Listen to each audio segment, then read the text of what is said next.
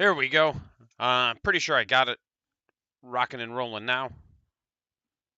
Let's find out. Refresh, please. No, that's not what we're doing. There it is. Gorgeous. So, sorry for the, excuse me. Sorry for the delay. I'm just, having a rough time, friend. Uh, we are going to be talking about Ynnari lists and a couple other things today.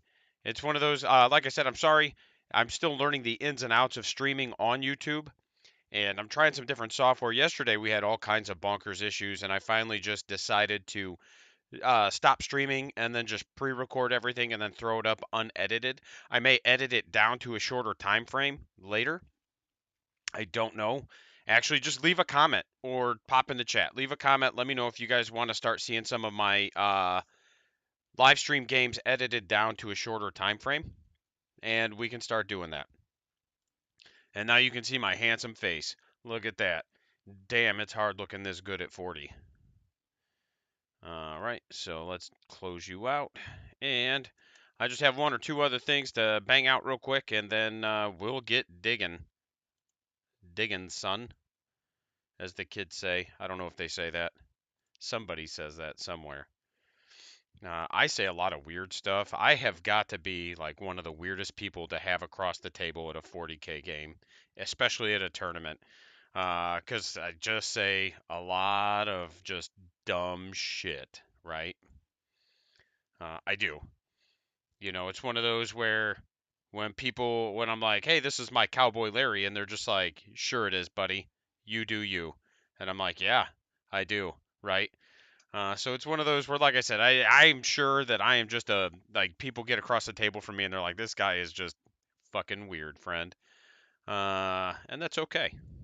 That's how we keep the game entertaining and lively. And I'm just stalling. I'm sure you figured this out already. Oh, we don't need that. And we actually don't even need this anymore. Boop. We can close that out.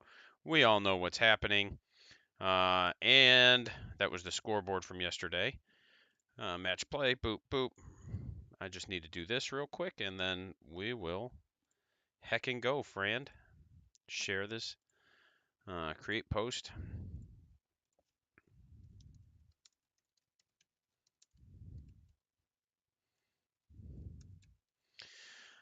I'm going to be pulling it up in BattleScribe is what we're going to do. We're going to go through it a little bit at a time. We're going to talk about why things are in there, what they're supposed to do, how we're supposed to accomplish it, blah, blah, blah, blah, blah. Too easy. We can close that out. We can open up BattleScribe while we're loading it up.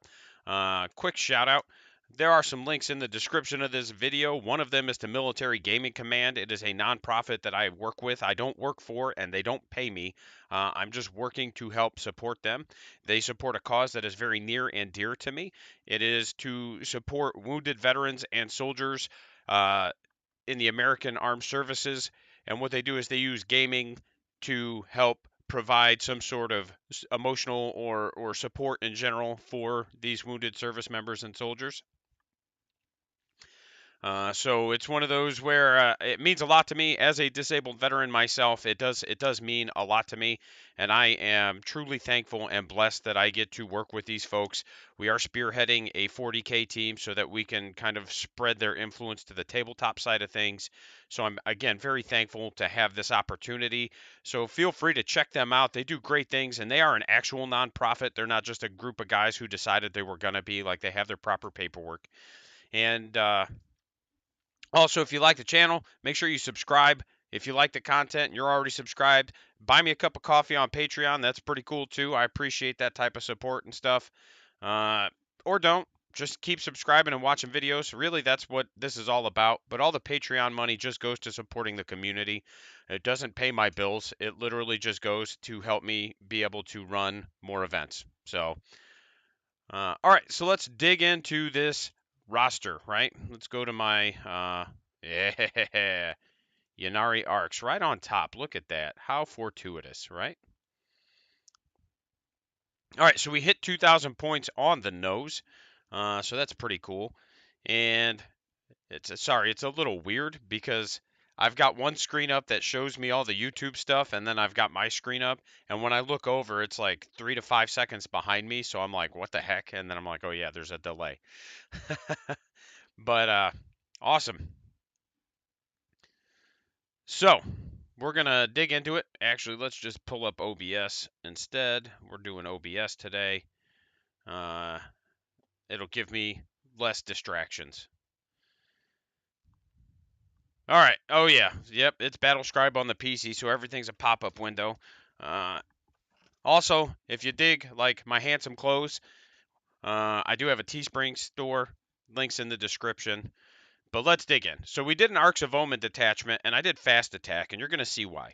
Before we dig into this list, anybody watching this is going to be like, this guy's an idiot. He should be bringing Farseers and Warlocks because we can guarantee Warp Ritual or Psychic Interrogation. Excuse me, blah, blah, blah, blah, blah, etc., etc.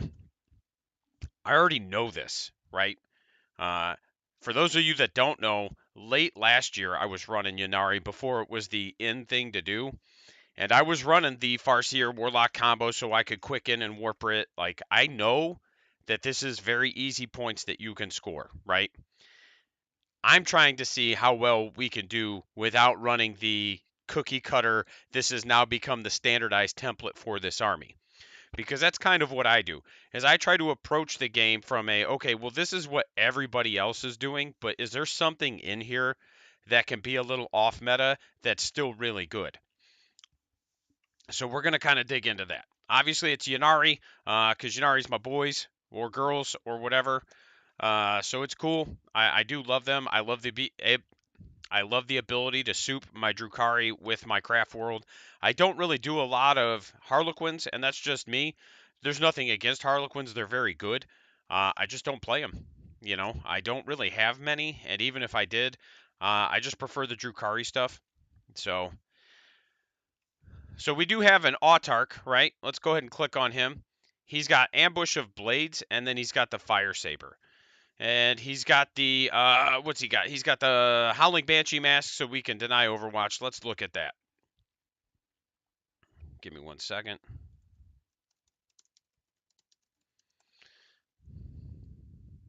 Yep, perfect. I was just making sure the old chat was working also, just in case we get some talking on the old chat box, chatterbox. I told you guys I'm an idiot. The Howling Banshee Mask, why do we have this, okay? For a couple reasons. It shuts off Overwatch, and it makes a unit fight last if you charge them. So that makes it so that your Autarch can deny Overwatch, and then also take some pressure off to prevent that specific unit from interrupting. And why is that important? As a person who runs Resmecha's Red or Paint in my Orc army literally every game because it's just too good of a relic, I'll tell you why it's important. If I've got to charge 3 different areas, right? And let's say one of them is a tank. Let's say one of them just gets its 3 tank attacks and that's it, okay?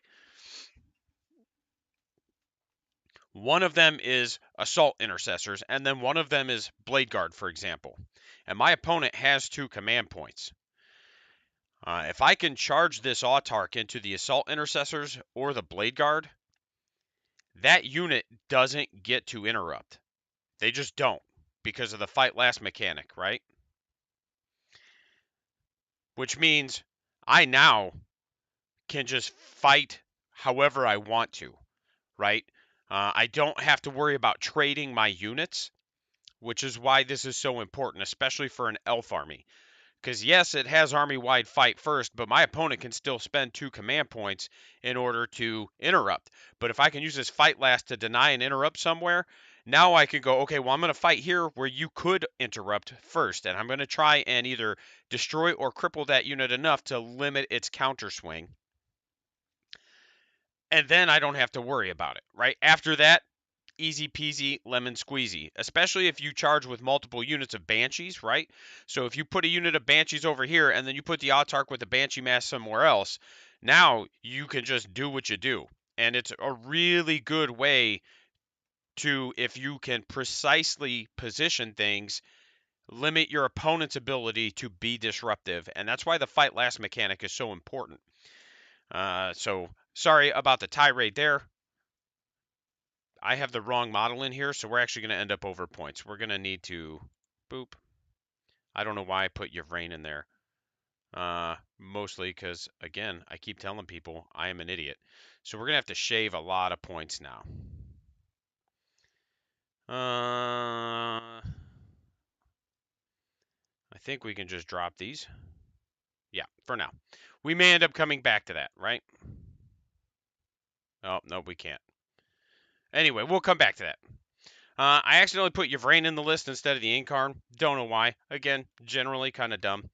The Incarn, for those that don't know, she is an absolute monster. She will just go ham on whatever she touches, but she is not invulnerable. And if you are sloppy with her positioning, she will die. And if she does die before turn 3 or 4, you're probably losing that game. And the reason is because the amount of pressure that she can apply by simply being on the table. Whenever a unit dies, she can teleport. She has to go within an inch of the last model removed from that unit. So if your opponent's good, they can prevent her teleports, right? Like the Incarn guy I played at the Cag Bash, I had enveloped one of his units and just made it so she couldn't teleport because she's not allowed to get within engagement range when she teleports. So by enveloping him and then squeezing in on him, I was able to be like, no, she's not coming over here. She can stay where she's at. However, at one point I failed the leadership check, pulled the last model, and he was like, ha ha. And I was like, yeah, I knew that was coming. So it's one of those where just the amount of pressure that she can apply can be disruptive just by being on the table. Now, if she does teleport, she can't charge if it's your turn, and she can't heroically intervene if it's your opponent's turn. And the reason for that is just to keep her from being incredibly broken and disruptive, because if she could, there's literally nothing your opponent could do. She would just go ham, and there'd be no way for them to touch her. She's got a 4-up invul, and she halves all damage, rounding up. And then when she dies on a 6, she does a mortal wound within 3. During deployment, blah, blah, blah, blah, blah. Swirling energies. So she's got a D6 flamer. It's auto hit, strength 7, neg 2-1 damage, hits everything within range. Oh, the Autarch. So he's got the jump generator. You're going to see why, because he's going to be keeping pace with Hellions. The Incarn, right? So we know what she does. She also gets every spell, which is also important, because she can hand out a 4+ invulnerable save. Gaze of Yanid's pretty solid. She could put models back, which is also really good. Word of the Phoenix, she could put a D3 models, right? Select one Ynnari infantry unit, except for Wraith Constructs units, within 6 inches. One of that unit's destroyed models or D3 destroyed models, if the unit is troops, can be added back. So again, like if they don't kill everything, I can just put a model back. And that's going to be incredibly powerful. You might not need it, and it's super short range, so it's not going to get used a lot. But knowing that it's there is good, right? It's one of those where if you've got like a 5-man of Hellions or you've got like a 10-man of whatever, just being able to put models back is going to help you. Ancestor's Grace, +1 to the wound roll, also very good. One of these is like hit rolls of 6, auto wound. Unbind Souls, also very good. So the Ynnari spell tree is very different from what you would normally get from a Craft World army, but it's still very good. It just requires a little bit more thought and a little bit more precision, because you can't just go, oh, guide, oh, doom, pick it up. Like, you actually have to kind of think, and it's a very melee-centric army. Now, we've got 1, 2 units of Kabalites, and then that actually might be what we end up doing.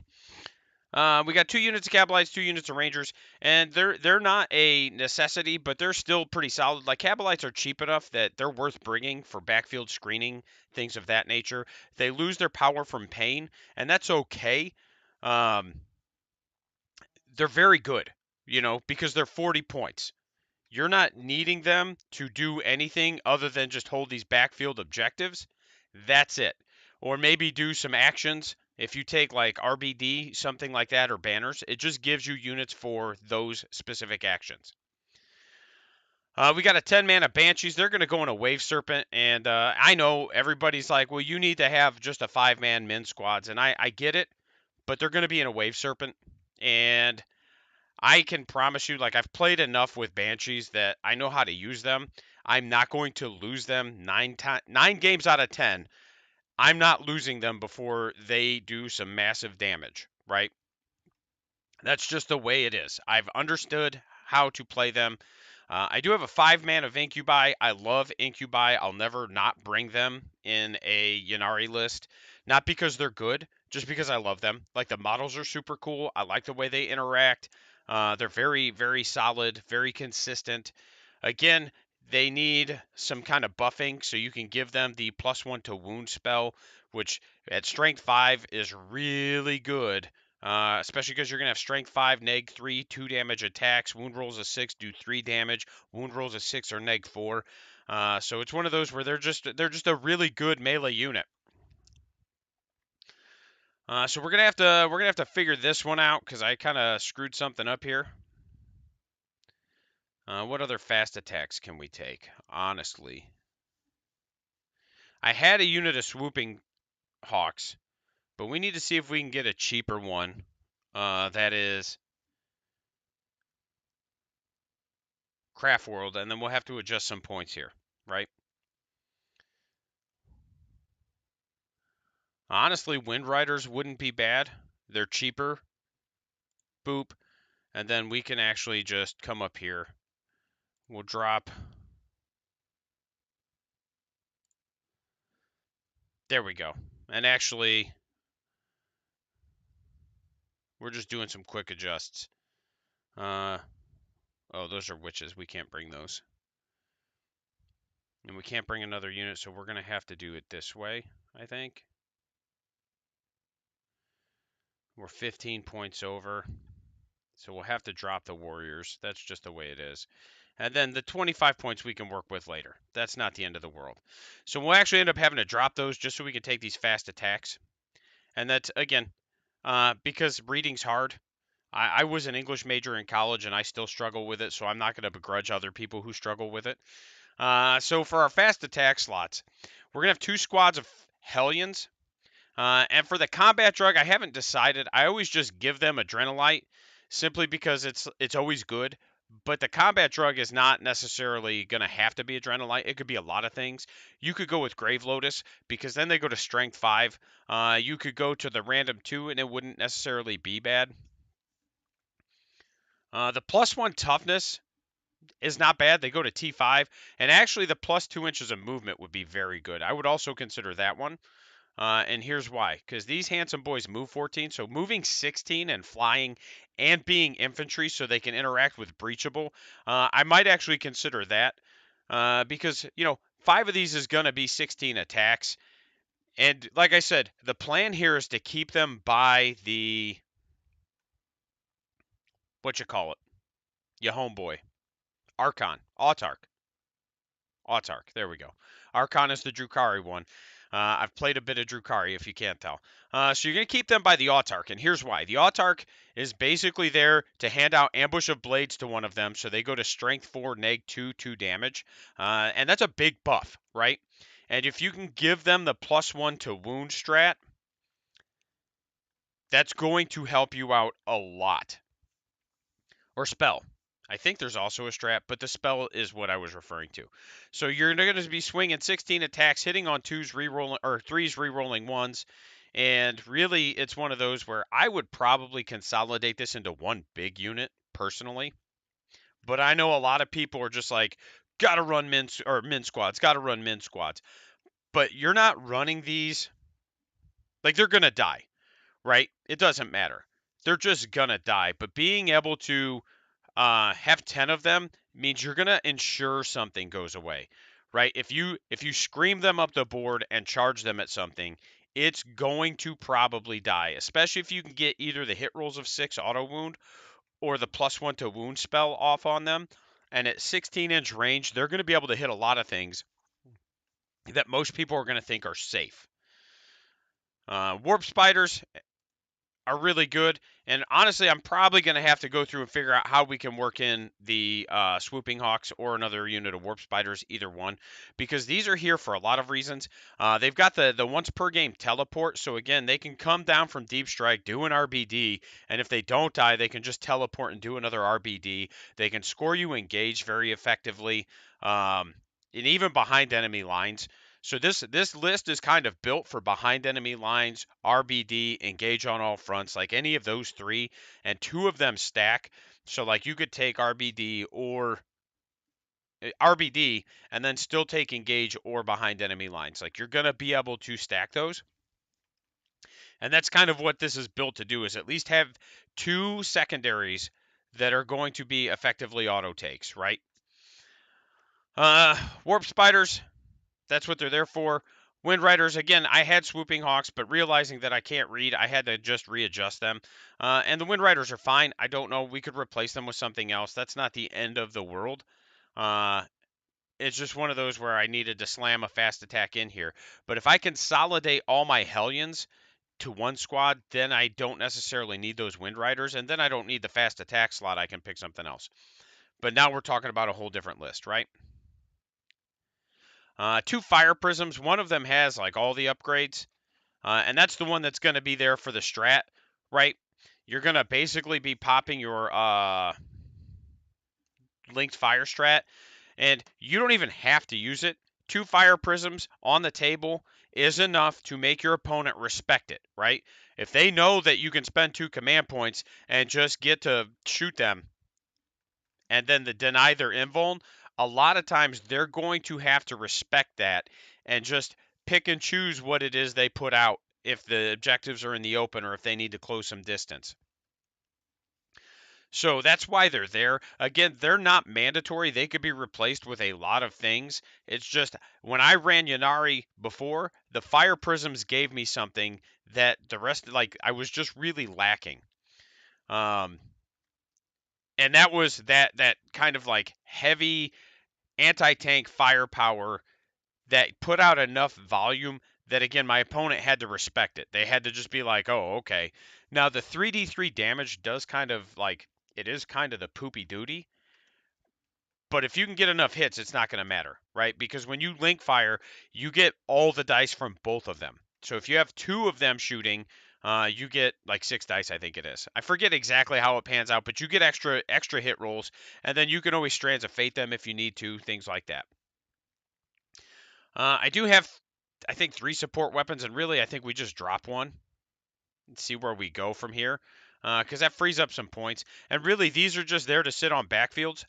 That's it.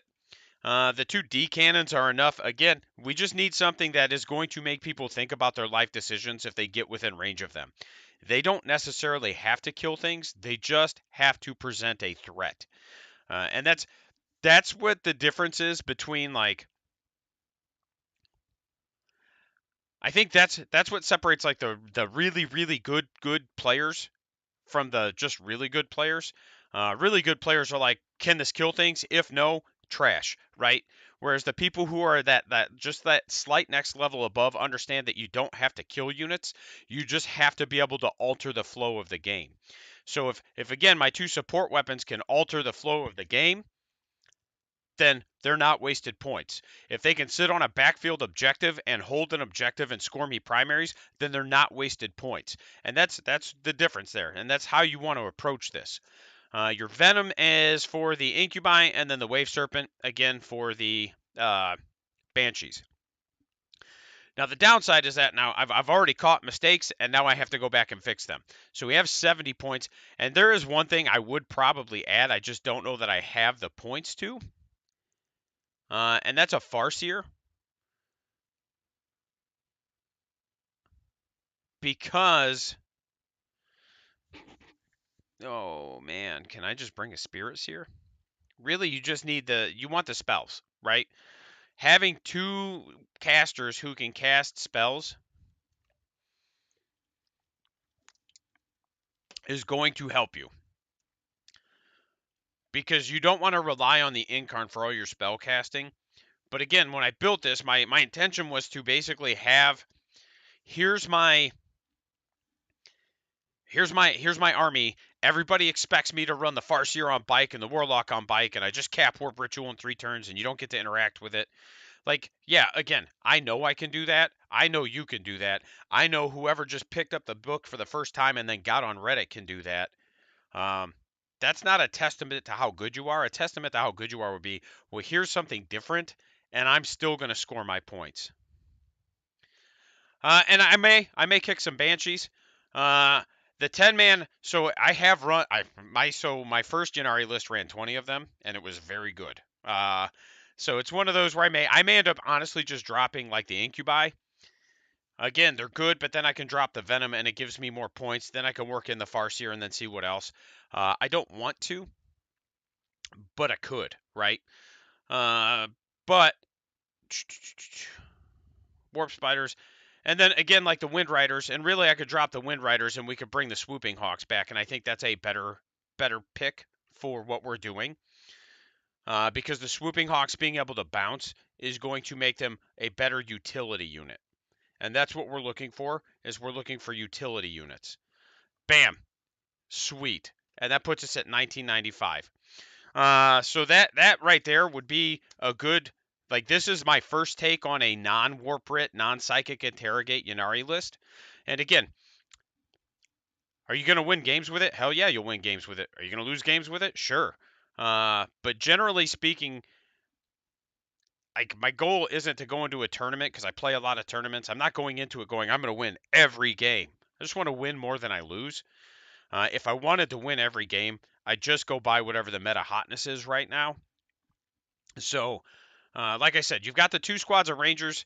They can forward deploy. I probably wouldn't. I'd probably leave them in the back. You do still have the redeploy strat if you need it, so you could forward deploy them.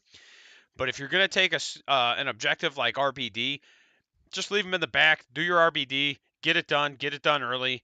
Don't sacrifice your Rangers because they're troops and they'll automatically do it. You've got your Howling Banshees and your Incubi. Again, these are going to be your hard-hitting melee units. And then a couple of squads of Hellions. And again, I'm not convinced that they need to be 2 5-mans. You could make them 1 10-man, and they will do very well. Like, they're going to do work. And like I said, for combat drugs, I think you either give them Adrenalite or you give them Hypex. Arguably, Hypex is going to be better. That 16-inch movement. So to put it into perspective, I just played a GT, right? And I am an Orc player first, Elf player second. So I took my Orcs down to the GT, and I play Evil Sons. Uh, and I know everybody is playing Goffs right now. Like, that's the Orc army, is the Goffs with the Squigs and the Kill Rigs, right? So sure, it's fine. It does work. But having the extra movement really caught a lot of people off guard. And basically allowed me to be a lot more precise in my movement and allowed me to do things I wouldn't have been able to do. And a good example is, so we did. Let's see. Let's. I love doing this stuff. Like, let's pull up the. Let's pull it up. Arcs, and I am not condoning the use of Wahapedia. I have to, like, actually say that. I'm not even kidding. So, what was it? One of these. They descry salvage. So abandoned sanctuaries isn't a good conversion. I think we either did conversion or death and zeal. Second. Can I interact with this? No. Okay. We either did conversion or death and zeal, but it's the same mission effectively, right? And my opponent, do we have markup in here? I love markup. I am such a sucker for being just John Madden, dude. I don't think this one has it built in. I'll have to actually get like an add-on for it. That's fine. We'll probably do that. Because I love being able to mark up stuff. I'm just double checking to see. Boop, boop, boop, boop, boop. Nope, that's fine. Okay, so if you look at my cursor here, my opponent had something right in this area, right? and I had my Storm Boys right here. And then I took faster than use, which lets me advance and charge. So I was able to charge 20 inches. And actually, so I did this against a guard player. I forget what mission it was, but he had his Casterkins in a terrain feature, and it was a first floor blocking terrain feature. And I was like, hey, man. And I told him before the game, right? And I told him, I have a warlord trait that lets me advance and charge. My Storm Boys have a 20-inch threat range. My bikes have a 23-inch. Excuse me, sorry about that.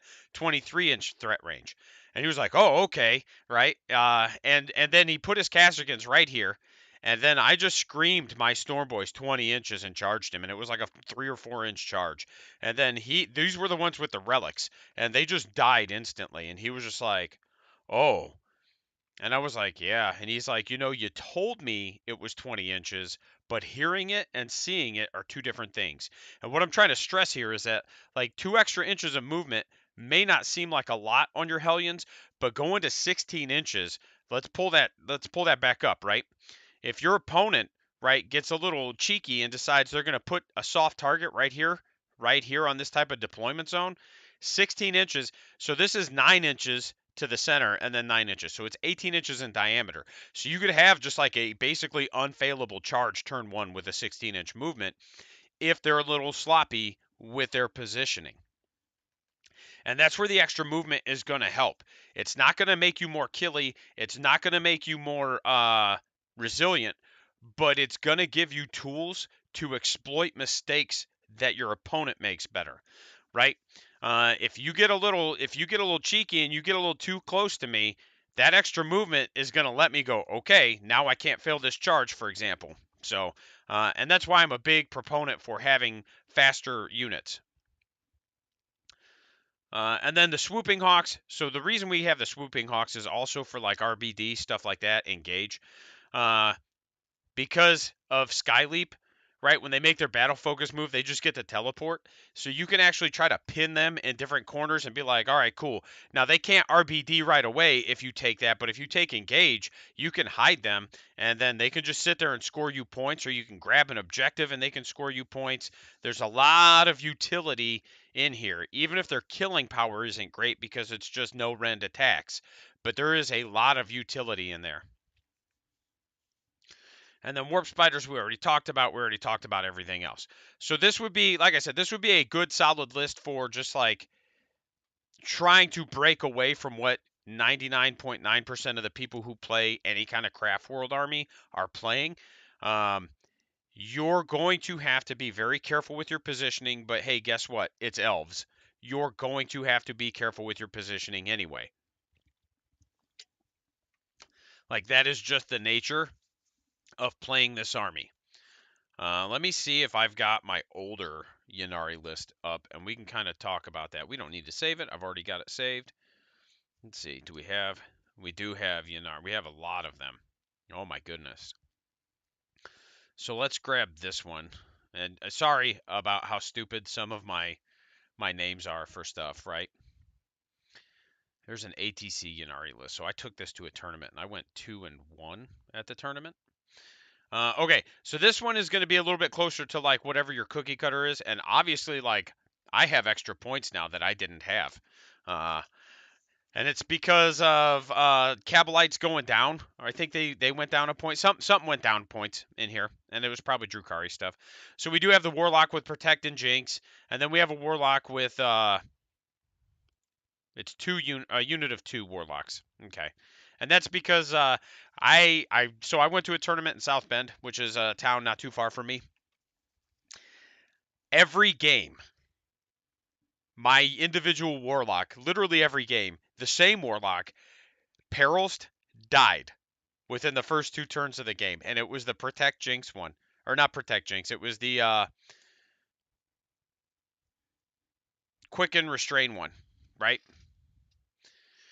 And actually, this guy probably does have Quicken Restrain. I probably changed it right before the tournament. But yeah, so again, here's my Farseer. He's not on a bike. And a lot of that is because I don't have a Farseer on a bike. But he's got, he's got Seer the Shifting Vector, which gives me a command point on a 6, right? Every time a command point's spent. Are we going to not do it? When your opponent spends any command points, use a strat, blah, blah, blah, blah. So every time my opponent spends a command point on a 6, I get one. Or me. Either one of us. And then he's got Foul Choose Wing. And really, that's there just to give him the extra movement. That's it. That is it, friend. So again, he went up. He did Warp Ritual. I used the Warlocks. Like I said, the Warlock definitely didn't have Protect Jinx. Or maybe I had another unit of Warlocks, and that's why my points are off. Like, this might have gotten edited at some point. Obviously, the Incarn. Again, the Incarn, if you're playing Ynnari and you're not bringing her, you're doing yourself a disservice. The amount of pressure that she can apply by simply being in the game is I can't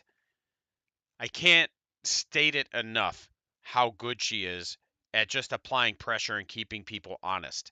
Knowing that she can be anywhere I want her to be at any given point will keep your opponent honest. And I will tell you, if your opponent's never played against her, be prepared for some like frustration. Seriously, because of the ability to just teleport and bounce and ignore invulns and just like delete units, she will create a lot of frustration. We've got, defenders. And really, this was just because this is what I had. Excuse me, Rangers. So this was it. One unit of troops, Rangers, Warriors, Defenders, and arguably, like, I could drop some of these. Uh, they did exactly what I needed them to do. Again, I used like RBD and banners and stuff like that. I just needed cheaper units to do it. 20 Banshees because it's funny. And then 5 Incubi. Oh, yep. Here's the other Warlocks. There we go. I thought I had them. Wraith Lord, and so I think Wraith Lords are very underrated. I don't hear enough people talking about them, and it's a shame because they're very good, right? This dude is 125 points. He had the fists, but I'd probably just go ahead and give him the Ghost Glaive, right? If we give him the Ghost Glaive, he's now 140 points. He has a Bright Lance. He has a Scatter Laser, and he just like they fuck, man. They're T8. They reduce damage by 1. In Ynnari, I can give him a 4-up invuln, right? Because it's the spell. You pick a unit, give them a 4-up invuln, and they're monsters, so they don't get like the haywire interaction and stuff like that. Like these things fuck, and you don't see enough of them on the table. They're actually really efficient for their points and their core because they're effectively dreadnoughts and they're about the same price as a dreadnought, and they bring the same stuff to the table. So again, it's one of those where I like them. I think they're very good, but I don't see enough of them. It really surprises me. Honestly, what caught me off guard is I didn't realize they were T8. I had been playing one for probably a month, and then my buddy was like, "Yo, those are T8, you dumbass." And I was like, "No, they're not." And he's like, "Yeah." So I looked and I was like, "Oh my God, why are they T8?" Right? Like these things are bonkers. And then we've got a Venom for the Incubi, and then 2 Wave Serpents for the Banshees. So uh, we went to. So I've played this at a lot of tournaments, okay? I think I played it at 3 or 4, and I went 2-1, 2-1, 2-1, and then 1-2. And the 1-2 was both games, I just like they were real close. They were like 5 to 10 point games, and I just kind of shit the bed. I misplayed the Incarn against the hyper meta Nids list when hyper meta Nids was hyper meta dumb. So it's one of those where if I can lose to a here's my 8,000 mortal wounds Nids list by 10 points, and it's because I misplayed the Incarn. I just fought out of sequence and then wasn't able to teleport her, and that's what did it. Had I been able to teleport her, I would have won that game because he would not have been able to kill her, and then I could have applied more pressure, more pressure, more pressure, right? And that was like turn 4. So that was one of those where I ended up losing that game. And then the other loss was, again, pre-nerf Tau. And it's one of those where it's like, it is what it is, man. Uh, Not like first nerf Tau, I should say. Not second nerf or third nerf, but first nerf Tau. And it is what it is. Like, cool, man. I can't do anything about your hammerheads. Like, and then this list is what got me thinking I needed, let's see. Nope, we don't need to save. Got me thinking I needed, let's see if I've got it still. ATC, that was my ATC. Do. More Ynnari. Nope, we don't need that. Ynnari 2. Let's see what this is. No, we need like, yeah, there we go. Let's check this one. Because I bet this one, and this one's now over, so something else got hit with some points. We only did one. Oh, yeah. So we only did one. But now we've got the Hornets. And again, Hornets, super good. For those of you that don't know, Hornets are super good. 100% worth their points. Like, these are 95 points. They have a bright lance and a scatter laser. They move so fast. And now that Fire and Fade is not once per game, it's even better. But at 18 inches, and then I gave them the crystal targeting matrix so they can ignore hit roll mods. But no, these things are so good. And -1 to hit against range attacks. I can give them a 4-up invuln in Ynnari.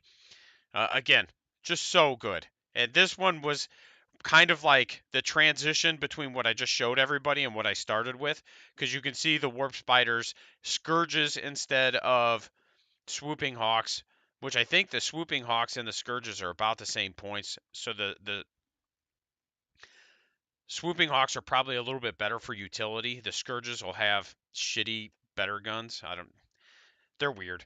And that's to me that's the struggle Drukhari have is anything T8 or better they just don't have an answer for. They don't. Um, their strongest guns are strength 8 unless you take an aircraft, and then the haywire blasters for Drukhari only come on Talos, which are ballistic skill 4, or Scourges, which are ballistic skill 3, but they're heavy guns. So you're basically just always hitting on 4s, and that's all you can do about it. So it's one of those where they just don't have an efficient way to kind of work around these newer T8, T9 armies that exist. Like, don't get me wrong, if you bring enough haywire, you're going to do damage to a guard army. But 4s and 4s is not the most efficient way to roll dice, right?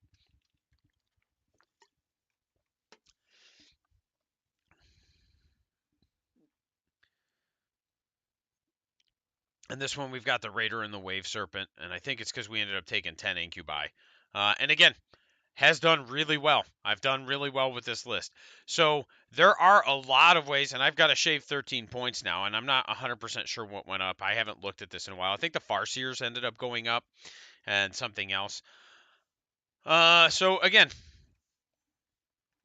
uh, there's a lot of ways to play your craft worlds. Like, yes, it's easy to just take your like, here's my automatic 12-point warp ritual. But the downside to that is that like now people expect it, right? If they know you're playing craft worlds or they know you're playing Ynnari, they're gonna be like, oh, you got a Farseer on a bike, oh, you got a Warlock on a bike, big shock. Okay, cool. So you're just gonna warp ritual. All right. So like for me, when I played Ynnari, I was just like, sure, man, I'm just gonna give you the 12 points. I'm not gonna try to prevent it. There's no point in it.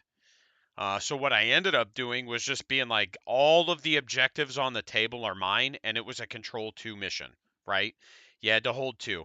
And it was all the objectives on the table are mine, get fucked. You're just not going to score primaries. I will beat you in primaries, and I'll just give you your secondary, right? If you want Warp Writ that bad, fine, take it. Have fun not scoring any primary points. And I don't think he did until turn 4. Maybe he got 4 in turn 3, but it was like 4-4. And then turn 4, I think he got 12 because he went second, and that's a pretty easy get. But basically, it was just like, this is not the game I'm playing, homie. I am not going to take that bait and try to fight you on Warp Ritual. I'll just keep you from holding objectives. And I did. That was the plan going into it. I executed it, and I performed. So it's, again, like, this is why I encourage people to step away from, like, what the major. I'm trying not to call anybody out by name, but like, people who run like hyper meta podcasts, I encourage you to step away from what they're telling you, not because it's not good, but because if that's what you're doing, that's what everybody knows you're doing, and it's easier for them to work around it.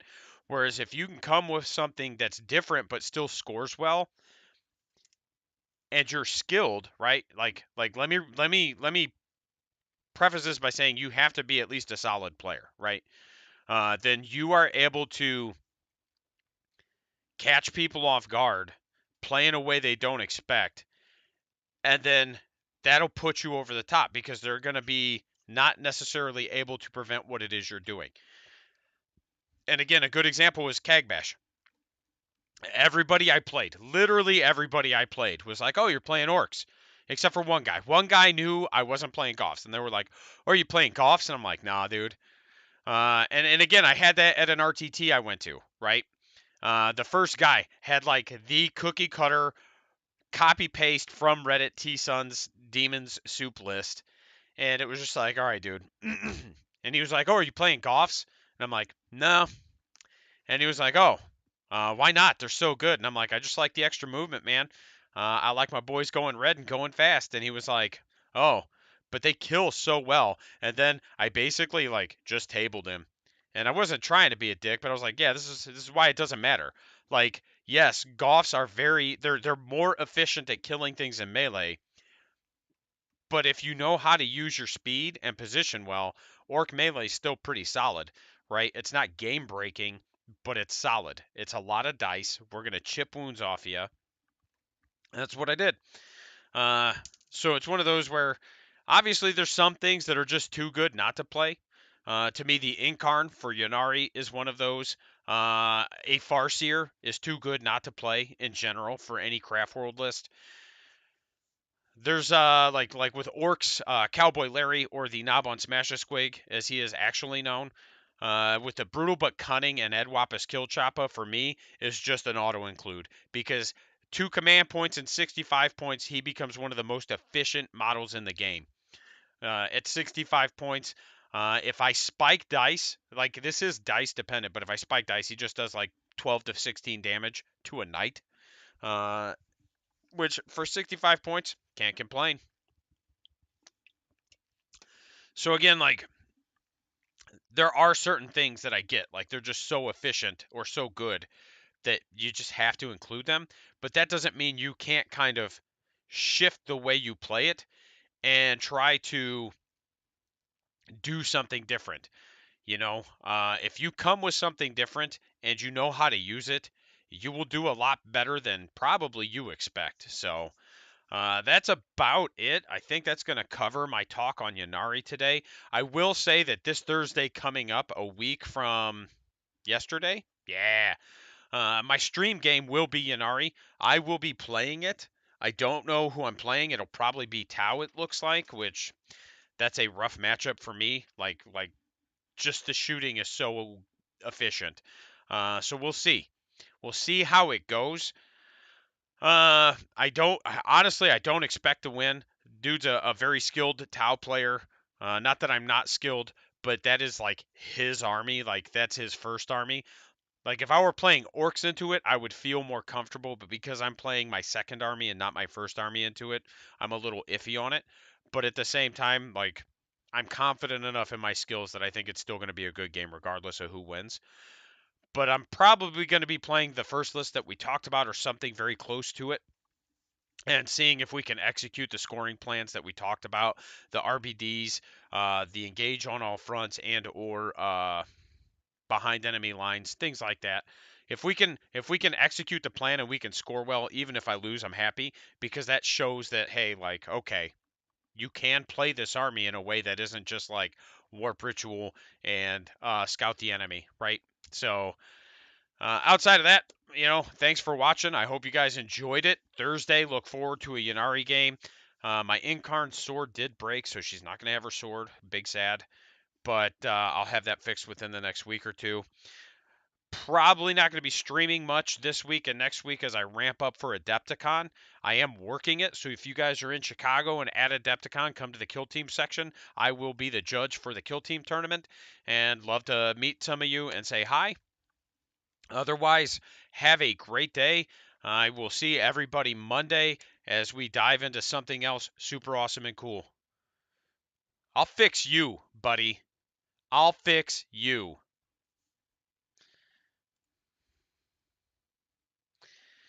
I plan on it actually. Actually, what it's going to do is it's going to give me the ability to.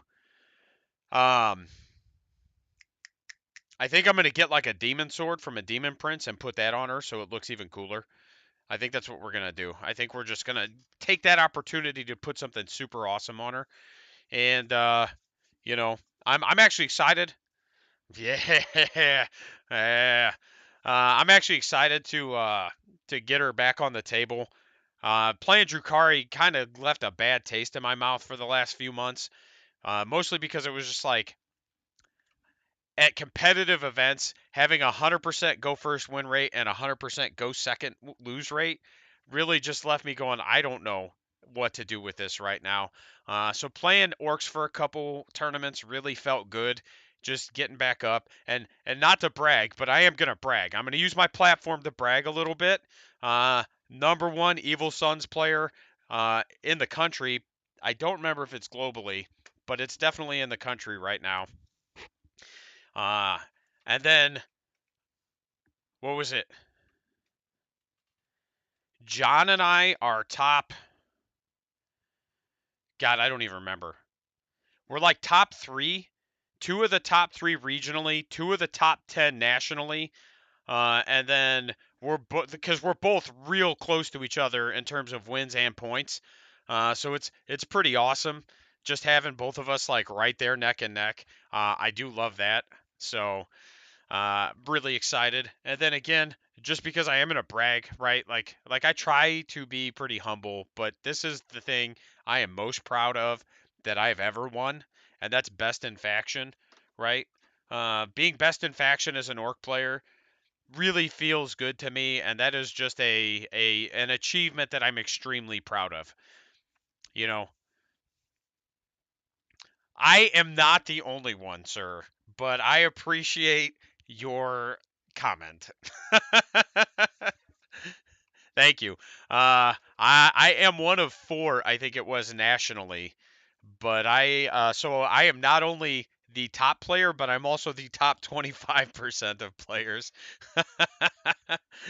But yeah, no, it's I get it, man.